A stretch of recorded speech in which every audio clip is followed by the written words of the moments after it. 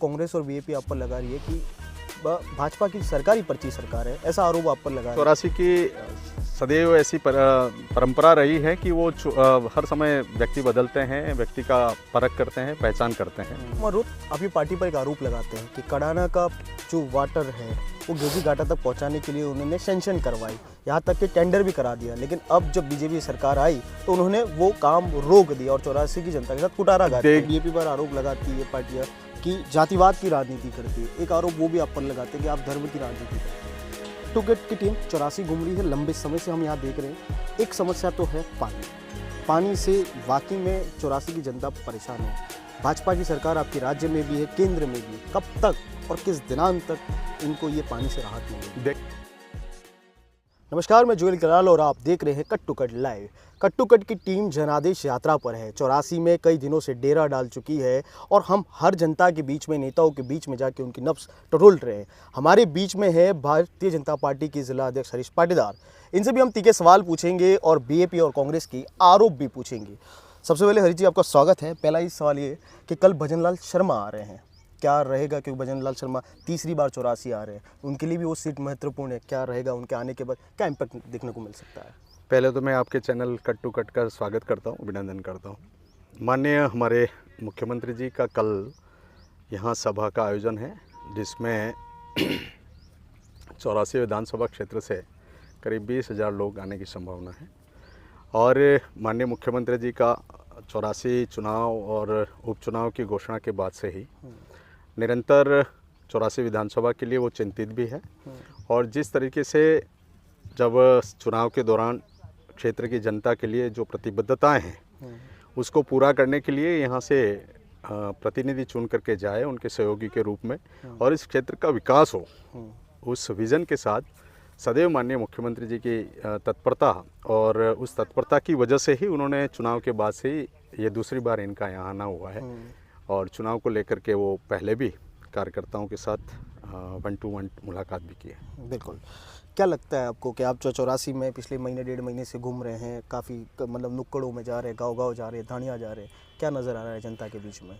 देखिए, जनता अब बाप से और कांग्रेस से उब चुकी है, और जनता ने पिछले 6 साल से ये अनुभव किया है कि उन्होंने, क्योंकि 84 की सदैव ऐसी परंपरा रही है कि वो हर समय व्यक्ति बदलते हैं, व्यक्ति का परख करते हैं, पहचान करते हैं।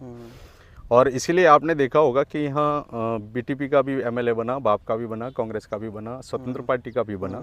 तो कुल मिलाकर के 84 विधानसभा का टेस्ट इस तरीके का है कि वो आदमी की परीक्षा करते हैं। और अब जब हम इस 84 विधानसभा क्षेत्र में घूम रहे हैं तो जनता का जो मन है वो इस तरीके का है कि इन्होंने देखा कि एक बार राजकुमार जी को एमएलए बना करके दूसरी बार, और तीसरी बार उन्होंने सांसद के रूप में उनको भेज करके जिस तरह की उन्होंने सब्जबाज बताए थे जनता को, उसमें 6 साल में वो खरे नहीं उतरे हैं। इसलिए जनता का मन परिवर्तन हुआ है और कांग्रेस अपना विश्वास खो चुकी है, क्योंकि उन्होंने पिछले लोकसभा चुनाव में जिस तरह से बाप और कांग्रेस ने गठबंधन करके एक नई परंपरा की शुरुआत की थी, इसलिए जनता का कांग्रेस और बाप से मोह भंग हो चुका है और उन्होंने भाजपा का दामन थामने का पूरा मन बना लिया है। एक और बदलाव यहाँ पर बीजेपी ने किया। यहाँ की राजनीति सुशील कटारा उनके परिवार इर्द गिर्द रही। टिकटों के मामले में पहली बार कारीलाल ननोमा को टिकट दिया। क्यों बीजेपी ने ये बदलाव किया और क्या सोच के किया? देखिए, शुरू से ही भारतीय जनता पार्टी परिवारवाद की विरोधी रही है। और आपने देखा होगा कि हमारे देश के यशस्वी प्रधानमंत्री और भारतीय जनता पार्टी का शीर्ष नेतृत्व इसी दिशा में काम कर रहा है। इसीलिए ही आपने देखा होगा कि एक चाय बनाने वाला आज देश का प्रधानमंत्री है। और जब भारतीय जनता पार्टी परिवार नहीं, कार्यकर्ता के आधार पर बनी हुई पार्टी है, सिद्धांतों के आधार पर काम करने वाली पार्टी है, तो देखा कि एक छोटा सा सामान्य सा कार्यकर्ता जिसके अंदर वो क्षमताएं हैं, जिसके अंदर सेवा का भाव है, समर्पण का भाव है, उस भाव को देखते हुए उन्होंने कारीलाल जी को टिकट दिया। और निश्चित रूप से कारीलाल जी एक हमारे बहुत ही संस्कारित, निष्ठावान और प्रतिबद्ध कार्यकर्ता हैं जिनको टिकट मिली है और जो क्षेत्र में लंबे समय से काम कर रहे हैं, वर्तमान में प्रधान भी है। और जैसे ही इनकी टिकट की घोषणा हुई है तब से जनमानस में एक प्रकार से लहर सी दौड़ पड़ी है और उनके व्यक्तिगत प्रभाव का भी इस चुनाव में हमें लाभ मिलने वाला है। एक और आरोप कांग्रेस और बीजेपी आप पर लगा रही है कि भाजपा की सरकारी पर्ची सरकार है, ऐसा आरोप आप पर लगा रही है कि क्या पर्ची सरकार क्या कर पाएगी, 84 के लिए क्या कर पाएगी? देखिए, मैं कह रहा हूँ उन लोगों को जो लोग ये कहते हैं कि ये पर्ची की सरकार है, आप करके देख लीजिए, भूचाल आ जाएगा। ये संस्कारित पार्टी है और यही जो कहते हैं ना कि जिस तरीके का संगठन का जो निर्देश होता है वो छोटे से छोटा कार्यकर्ता और बड़े से बड़ा कार्यकर्ता, यदि यही काम किसी अन्य दल में होता तो मैं समझता हूँ कि इतना विद्रोह होता जिसकी कोई सीमा नहीं है। ये हमारा संगठन का निर्णय है और आज 11 महीने के शासन को आप देख लीजिए कि जो 2023 में चुनाव के दौरान हमने जो संकल्प पत्र लेकर के जनता के बीच में आए थे और वो माननीय भजनलाल जी ने उसकी 50% जो मांगे थी, जो संकल्प पत्र की वस्तुएं थी, जो विषय थे, उनको पूरा करने का काम किया है। तो उनकी प्रतिभा, उनकी क्षमता को कम आंका नहीं जा सकता। इसलिए कहते हैं कहने वाले, ठीक है, राजनीति में सब अपने अपने तरीके से सोचते हैं। राजकुमार रोत, आप ये पार्टी पर एक आरोप लगाते हैं कि कड़ाना का जो वाटर है वो गेजी घाटा तक पहुंचाने के लिए उन्होंने सेंक्शन करवाई, यहाँ तक कि टेंडर भी करा दिया, लेकिन अब जब बीजेपी सरकार आई तो उन्होंने वो काम रोक दिया और 84 की जनता के साथ कुठाराघात किया। देखिए साहब, भाजपा ने कुठाराघात किया कि राजकुमार जी ने, वो तो जनता सब जान रही है। जब आपने बीटीपी पार्टी बनाई और बाप पार्टी का गठन किया तो सिर्फ आपने अपने निजी स्वार्थों के कारण ये गठन किया। आपने जब बीटीपी की स्थापना की या बाप की जब स्थापना की तो वहाँ आपका स्वार्थ झलकता है। आपने पहले तो कहा यह समाज विशेष की पार्टी है। आज क्या बाप पार्टी आदिवासी समाज की है या समाज के हित के लिए काम करती है? क्या उन्होंने 5वीं पास को नौकरी देने का बात करी थी, क्या कर दिया? इन्होंने जिस तरीके से लोक लुभावने वादे किए, समाज के साथ जो खिलवाड़ किया, समाज को जो धोखा देने का काम किया है, तो मैं समझता हूँ कि एक ये भी छलावा था कि कड़ाना का पानी गेजी घाटा चढ़ाएंगे। भैया, आप कांग्रेस के शासन में, कांग्रेस के समर्थन में, कांग्रेस को बचाने में और कांग्रेस के साथ रह करके आपने अपने निजी हित साधे। आपने उस समय क्यों नहीं किया? क्यों कड़ाना का पानी गेजी घाटा लेकर के नहीं आए? कोई ऐसी सैंक्शन है या कुछ इस तरह की कोई बात है तो आपके पास 5 साल का शासन था, आपने वो काम धरातल पे क्यों नहीं लाए?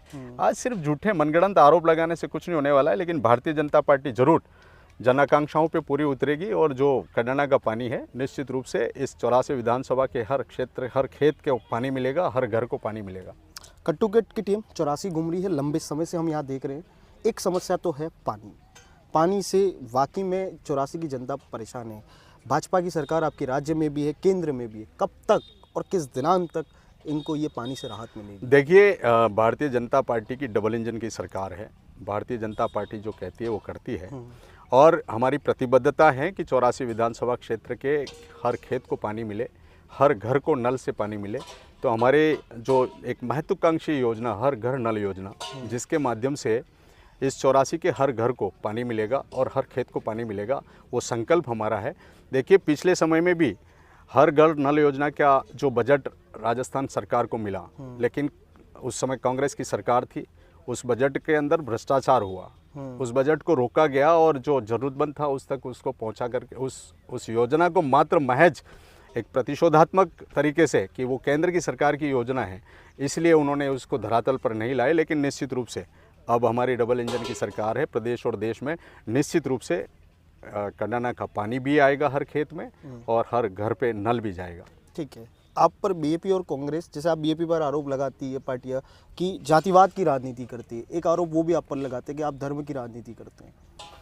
देखिए, ऐसा है कि आरोप लगाना एक राजनीति में इस तरह का एक परंपरा सी रही है, लेकिन क्या सनातन की बात करना, क्या अपने धर्म की बात करना, क्या हमारी सांस्कृतिक विरासत के संरक्षण की बात करना, क्या हमारी व्यवस्थाओं को, जो संवैधानिक व्यवस्थाएं हैं उनके लिए हमको बात करना, यदि वो आप उसको सांप्रदायिकता से जोड़ते हैं या किसी समाज या धर्म से जोड़ते हैं तो गलत है। ठीक है, हमारे बीच में थे ये जिला अध्यक्ष बीजेपी के, उन्होंने बीजेपी पर भी प्रहार किया तो सीएम भजनलाल के दौरे पर भी बात कही।